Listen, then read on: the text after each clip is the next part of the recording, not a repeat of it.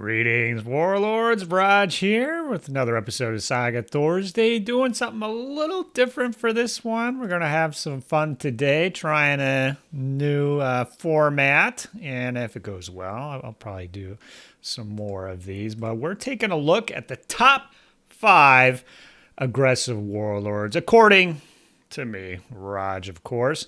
So this is my opinion. Let's get that clear first and foremost. So afterwards, you're going to have to comment and maybe rearrange the order or add some stuff to come up with your top 5. So this is aggressive warlords. So this isn't top 5 warlords. You know, some warlords kind of hang back. They provide utility, we obey, they buff units. That's not what we're looking at here. We're looking at the aggressive warlords leading the way is kind of how we're going to look at it. So if you want your warlord out in front leading the charge, these are the top 5 factions that we're going to get to. So we do have to sort of lay some ground rules here. So fortunately, with technicalities, maybe a few of these will be unjustly eliminated from consideration. But first off, we're only doing historical factions. If we are doing Age of Magic, my number 1 warlord for Age of Magic is the Otherworld Warlord on a beast or flying beast. So they've got the most abilities that can boost the individual model. There's armor, resilience, presence, a couple of abilities, key off being a hero. My runner up there would be the Undead. They've got a great ability, vampirism, I believe. They can suck some life off, but the rest of the board, it doesn't really mesh with that strategy the way that the Otherworld does. So if we're doing Magic, we're going to pick Otherworld.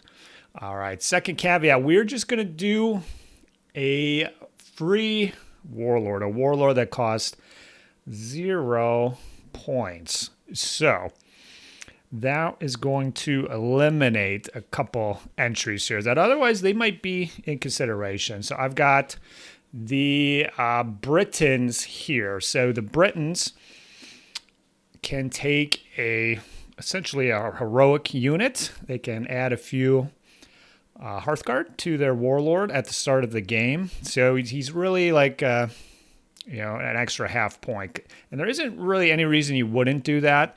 And if you're not going to do that, I mean, if you're going to do that, you definitely have an aggressive warlord. There's a couple of great abilities here. One that gives you resilience 2, and another one's giving you rerolls and will dish of fatigue. So I think those are all great abilities keyed with that big unit there. So I do think that's definitely an aggressive warlord, a pretty good pick, but he's not free. And then my other issue with the board is those 2 great abilities that work well with the warlord. The warlord heroic unit only, but the rest do not work with the warlord, so you're really limited in what abilities you can use. But I think the Britons are definitely aggressive warlord. They need to be close to their warlord for a lot of their abilities to work or be boosted. So whether you want it or not, if you're playing Britons, your warlord is going to be leading the charge. So definitely an aggressive warband. Not going to be in my top 5 with that technicality.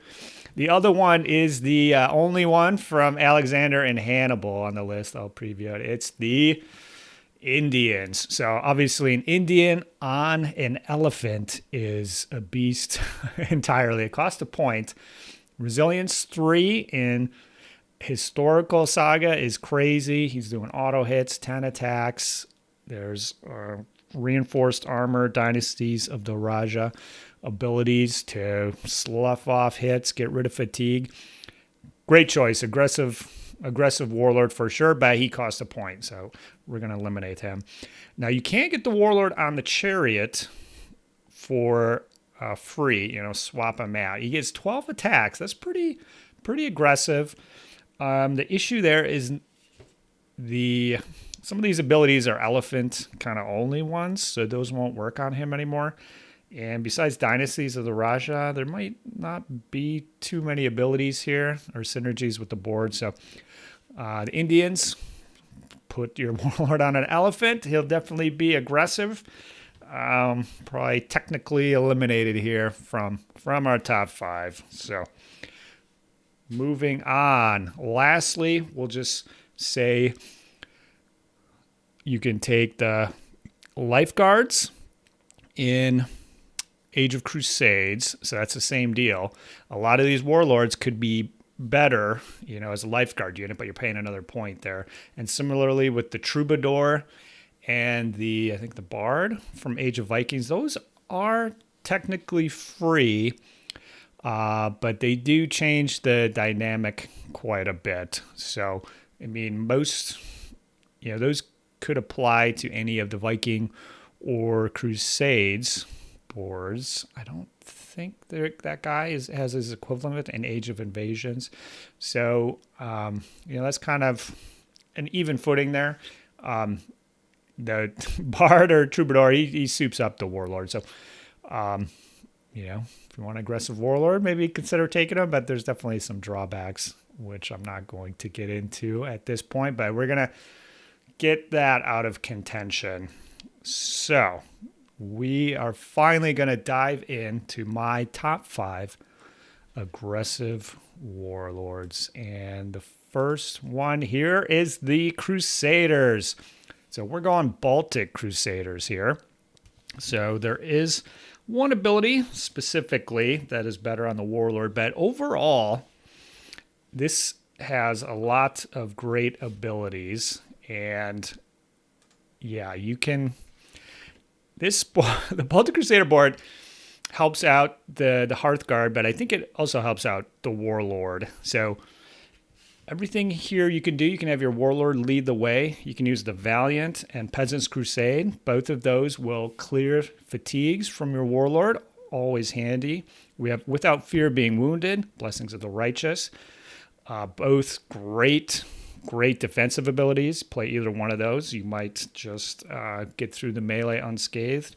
And you got Jericho, find the chinks in their armor. 2 abilities, 1 die to get a bunch of attacks extra. And I got disable notifications there. So overall, I think the Crusader Warlord, he's a pretty tough cookie. So another piece of it is, if you're having an aggressive Warlord, you do need some Hearthguard around. And with the Crusader board, Happy Are the Humble, the Baltic Crusaders, all the abilities I talked about, they work really well on the Hearthguard too. So you're going to have plenty of Hearthguard with your Warlord, and he can do some heavy lifting, clear those fatigues. You can use God's Host to react with your Hearthguard, make sure you got a unit within short to take those hits. So overall, I think the Crusaders Warlord is probably the toughest Warlord in the Age of Crusades. So I don't have any other Age of Crusades factions on this list. And yeah, I will give an honorable mention to Ordenstadt. They can kind of do a lot of the same stuff that the Crusader Warlord can, but there's usually all those abilities have downsides. You got to kill models frequently in order to do that. Where with the Crusaders, it kind of does the same thing, but you don't have to sacrifice anybody. So that is my number 5. Let's move it along here to our number 4. So this one is going to be the Goth board from Age of Invasions. So this board, there isn't specific Warlord abilities on here, but I think having your Warlord and being aggressive with your Warlord with the Goths is very easy and preferable and fits right in with the playstyle of the Goths. So when you have your Warlord and you're being aggressive, you're going to have fatigues on him. So with the Crusaders, they have easy ways to clear those fatigues. With the Goths, you can't clear them with Eye of the Hurricane, but the more fatigues you have, the better it is, baby. So it's kind of going at it from a different angle here. Now, with the Goths, a lot of their board resolves hangs on this resolve ability, where you activate a unit or two for a charge, and they cannot use your fatigues during that combat. So that's kind of a downside to the Goths. If you don't have resolve going for you, you get all these benefits from having fatigue, but they can spend the fatigue to dull your attack, make you easier to hit, and kind of offset your abilities in some way. So having the Warlord is great if you don't get that rare with resolve, or even if you do get the rare. Generally, when you're fighting with your Warlord, your opponent will leave those fatigues on. So instead of, if you're fighting a unit of Hearthguards, you're going to spend those fatigues if you can. Where the Warlord, those are his hit points, so you're going to leave them on. And blood price, immunity, attack. You've got a number of crazy abilities here. Cunius is a great one. So you can really have a Warlord who does a lot of damage, a lot of work here. He can hit hard, he can defend hard, and he's a great kind of second thrust on those early turns. If you don't get the rare on resolve, I think sending in the Goth Warlord is a good pick. And like I said before, with the Crusaders, for a good aggressive Warlord, you do need some Hearthguards for those situations. No matter how well you play it, having a unit of Hearthguard within short is kind of key for survival. So I think the Goth board is pretty good for Hearthguard. There's a number of strong defensive abilities here, so people can be leery of taking Hearthguard without those kinds of abilities, but they definitely have them. And yeah, I think you could take a unit of Hearthguard or two to support your aggressive Goth Warlord. So that is why they are my number 4, baby. All right, moving on to number 3. All right, here, I don't think this will be a surprise to anybody. We've got the Anglo-Danes, the original aggressive warlord. So the Anglo-Dane warlord, he comes with a heavy weapon. So if you've played the new feud or old feud scenario, fighting against that brute with the heavy 8 attacks with a +1 to hit is pretty nasty business. That +1 is huge. Now, most people don't like having a heavy weapon on your warlord here, so the Anglo-Danes have to take it, so it can be a downside. So you're kind of slotted into being aggressive with the Anglo-Dane warlord for sure. But you have Like Rocks, Crush the Weak, and Shield Wall, Determination. Those are all good abilities for keeping your warlord alive during his attacks. 2 of those could be flipped to just get more. You can hit 12 or 11, 12, 13 attack dice if you want to go that route. If you're using Unforgiving, Exhaustion, there's a lot of fatigue flipping around out there. So being able to increase your armor that way is good. Or, take them down for those auto hits. Gotta love it. Now we have to discuss Lord of War. So this is what really puts it over the top. Warlord only ability. Remove all the fatigues from your Warlord. His armor is 6 until the start of the next turn, but you cannot activate him again. And it is a rare, but with the Noble Lineage ability, you can always get it off. And I wish that wasn't the case playing against the Anglo-Danes. But yeah, this is a very good aggressive warlord. He doesn't get the top slot because he's sort of predictable. He's got one good hit per turn, which is more than most warlords. But he goes in, does his attacks with a +1, maybe some extra attacks, use your defensive abilities to survive, or maybe not. Resilience 1, you can clear 3 hits with that. And then you use Lord of War to clear it every turn. And sitting with that armor 6, 5 with the heavy weapon is pretty darn good. And really kind of one of the main things keeping the Anglo-Danes in contention as a contender out there.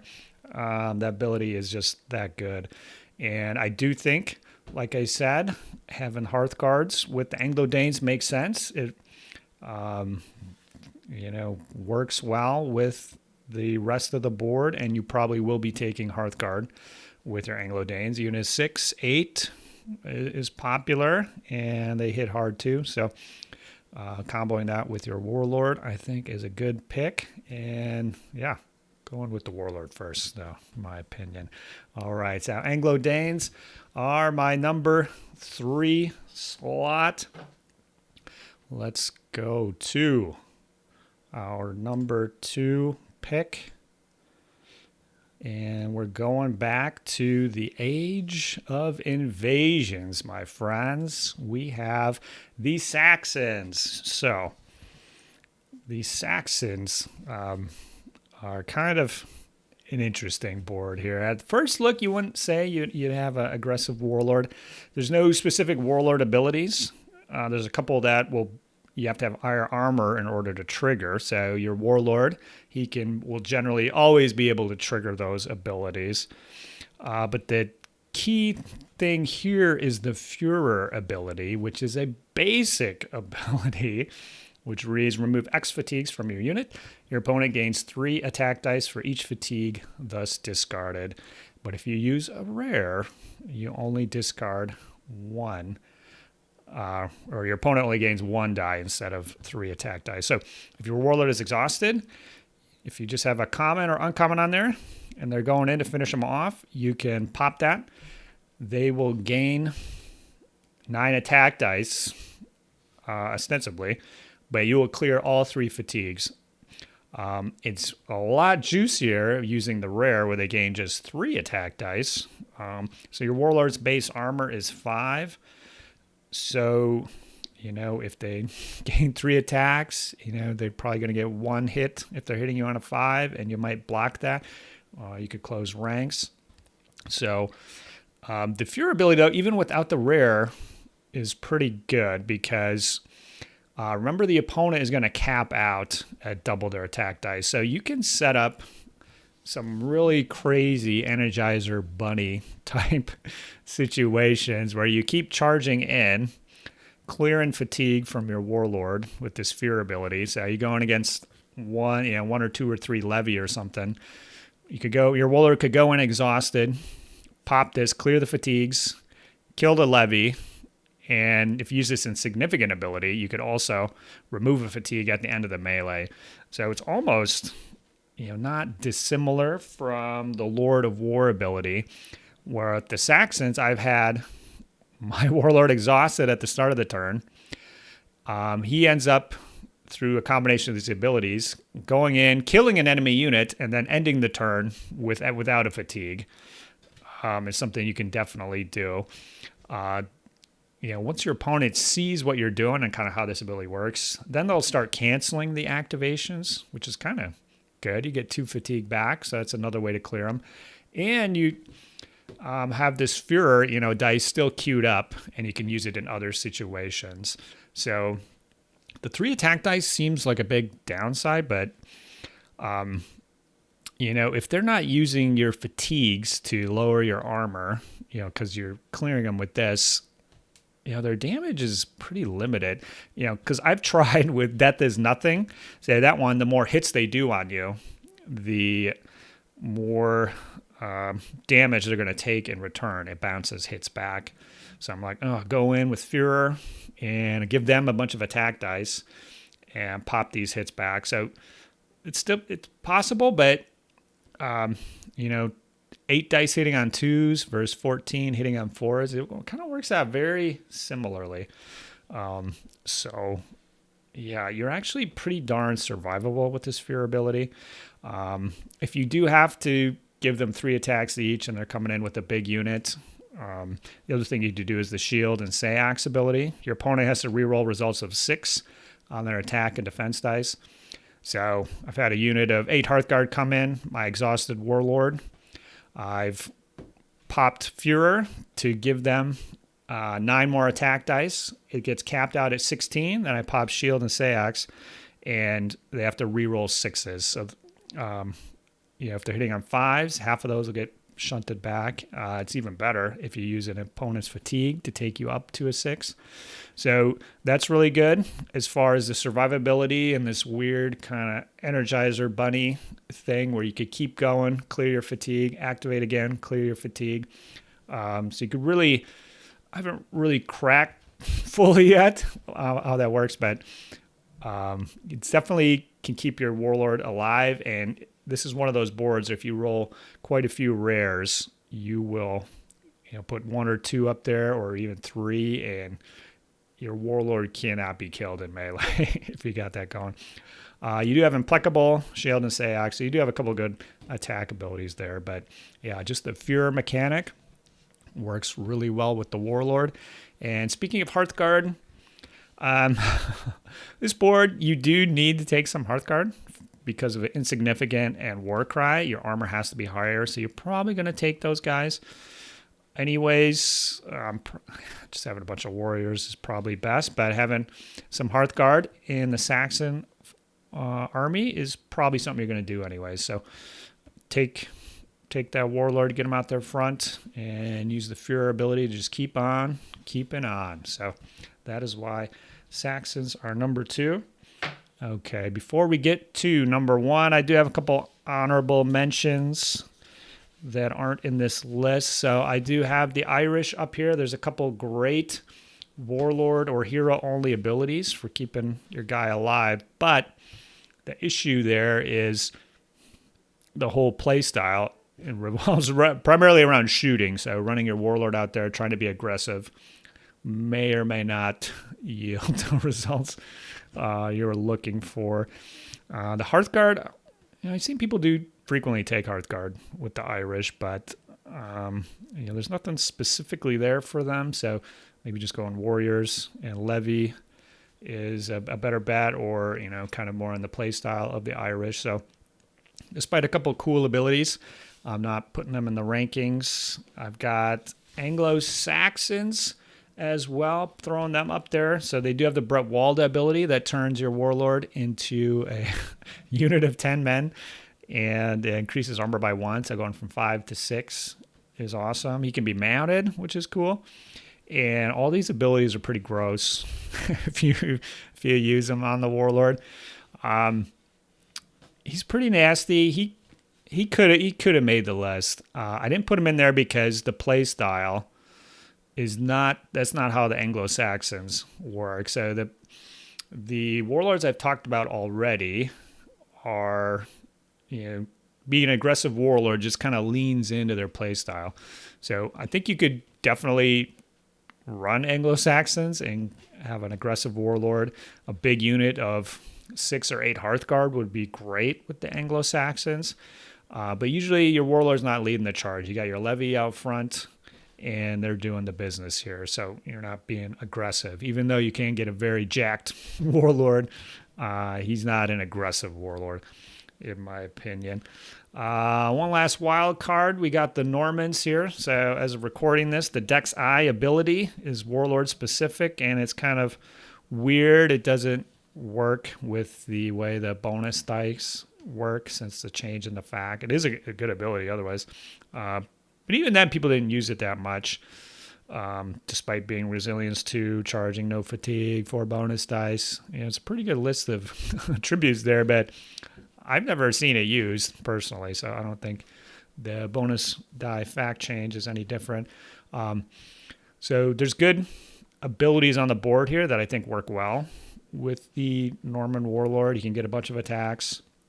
There's some activation reactions to get out of dodge or kind of block things.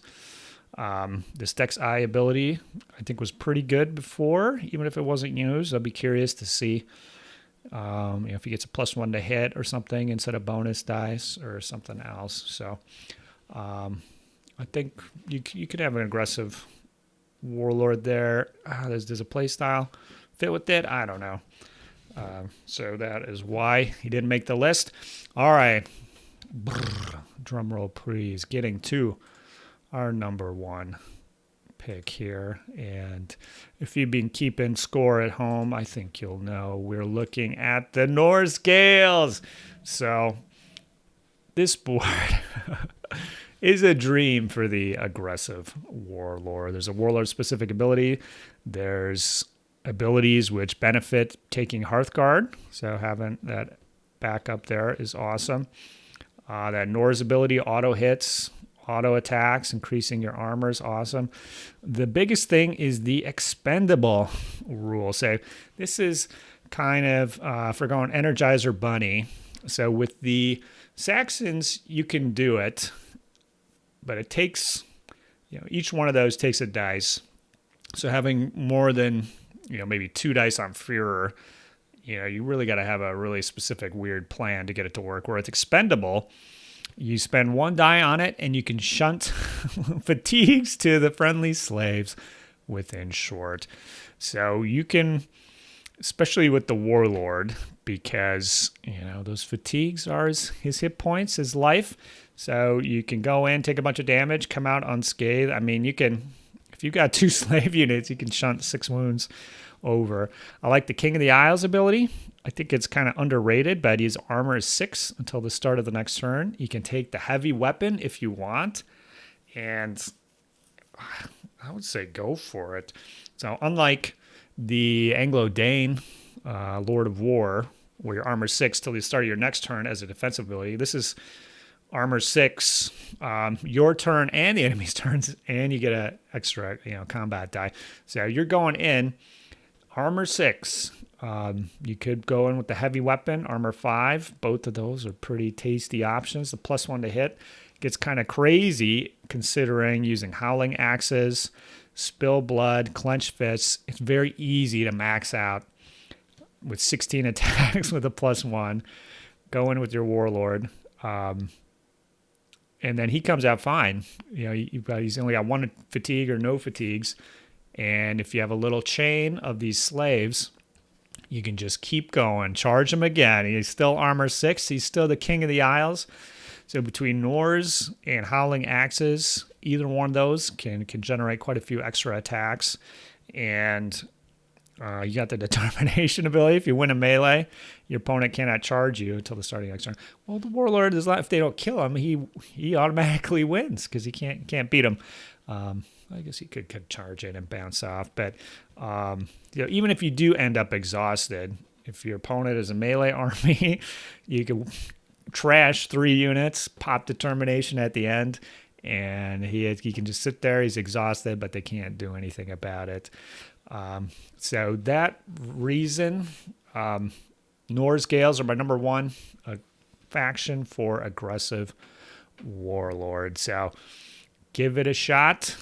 I know it's a lot crazier if you do add in the the Bard or the Troubadour. It just gets even crazier with these guys. So yeah, I think I've played all of these. I haven't played Crusader. I have played a game as Crusaders. So I played games with all 4 or 5 of these factions. I haven't played that many factions, so I think I'm drawn to the aggressive warlord. Many people, that's not their play style, but for me, it's definitely something I try to do.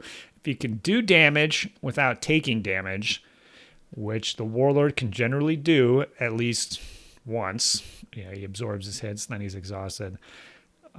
If you can do that a few times in the game of Saga, you'll quickly stack the odds in your favor. Problem is keeping that warlord alive after the fact. So that's why I kept mentioning the Hearthguard and kind of focusing more on the defensive abilities as point of discussion here. So, all right. Well, I just want to thank the patrons over on Patreon: Terry, Patrick, Sean, Mitchell, Kevin, and Scott. We wouldn't be doing this video without you guys, and I really appreciate everybody chipping in to make it happen. Please comment below what would be your personal top 5 for aggressive warlords. There's still a few that I was thinking about putting in or mentioning, but I didn't. But there's probably 40 plus factions now. It was interesting. Most of the good warlords are concentrated in invasions and Viking era. Get to the Crusades, focus kind of shifts towards the Hearthguard. In the Ancients, yeah, there wasn't really hardly any Warlord specific abilities to speak of. So I was kind of surprised going through there. As far as I could tell, maybe I missed something. If I did, let me know. If you like to play an aggressive Warlord, let me know that too. Like to hear some crazy stories about your warlords killing stuff. I would love to hear those. So definitely comment with those. But all right, that'll be it for this one. Thanks, guys, and I'll catch you on the next one. All right, bye-bye. Saga! If you'd like to see more Saga content, consider joining the Heathen Army over on Patreon or popping on down to the Saga Thursday Discord server. Links below. Thanks, guys.